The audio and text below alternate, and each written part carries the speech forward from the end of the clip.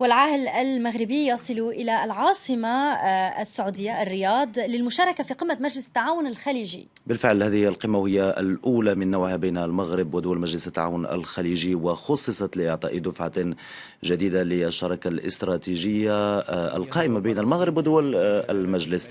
القمة التي تعقد لأول مرة على مستوى رؤساء الدول تهدف لتعزيز التعاون الأمني وخاصة الاقتصادي بين المملكة المغربية ودول مجلس التعاون الخليجي.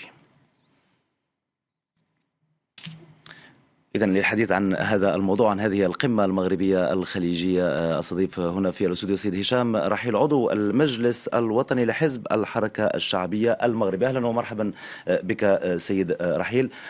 بداية لو حدثنا عن السياق العام الذي أتت فيه هذه القمة المغربية الخليجية والنتائج التي يتوقع أن تخرج بها هذه القمة.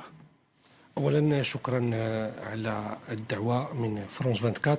نعم. هو السياق العام الدولي، هو السياق العام الدولي والإقليمي مطبوع بعدة عناصر مؤثرة في القرارات السياسية والاقتصادية لدول المنطقة. ولهذا كيف كنعرفوا هناك الحرب في سوريا، وهناك ما يسمى بنمو الإرهاب في المنطقة. ولهذا جاءت هذه يعني القمة بالمغرب بالسعودية لمحاربة هذه ما يسمى بهذه المشاكل واتخاذ قرارات شجاعة كما رأيتموهم في الخطاب الملكي. نعم، بالحديث عن هذا الخطاب، خطاب العاهل المغربي جاء قويا. كيف يمكن أن نفسر هذه اللهجة القوية الجريئة من طرف الملك؟ يعني خطاب الملكي كان جريء، ولأول خطرة كنسمعوا فيه بعض يعني كان خطاب خطير جدا، لأنه خطاب أكد على الأمن في المنطقة، وخطاب لم تكن فيه لغة خشب، وخطاب تحدث عن ما يسمى بما سموه الآخرين بالربيع العربي، والذي هو أصبح الخريف الكارثي كما لاحظناه في بعض الدول كما العراق وسوريا وليبيا.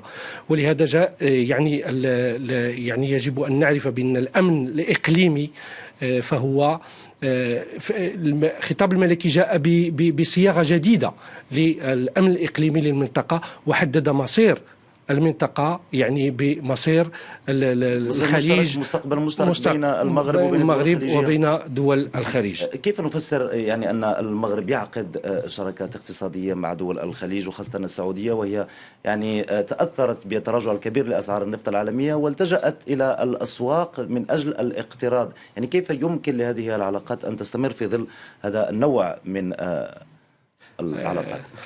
ما كيظهر ليش بأن الخطاب الملكي كان اتجه في هذه المسألة هذه، لأن الخطاب الملكي عنده يعني أبعاد أخرى، لأن نعرف أن السعودية هي بلد أخ وشقيق، وهي بلد يعني في بلد مكة المكرمة، والملك يعني كما قال حرفيا ما يضرهم يضرنا وما يمسنا يمسهم. نعم، يعني تم الحديث عن قضية الصحراء الغربية في هذا الخطاب. هل هناك خطر محدق بهذه القضية خاصة من الجانب الاقتصادي؟ الخطر اللي هو كاين هو ما يروج من طرف أعدائنا، ولكن المغرب في صحرائه وصحراء المغرب في مغربها. المشكل الذي يروجه الآخرين والذي يستعملونه لابتزازنا فقط كالأمين العام للأمم المتحدة والموظفون السامون الذين يشتغلون معه. شكرا جزيلا لك سيد هشام رحيل، ذكرناك عضو المجلس الوطني لحزب الحركة الشعبية المغربي. شكرا جزيلا لك. شكرا.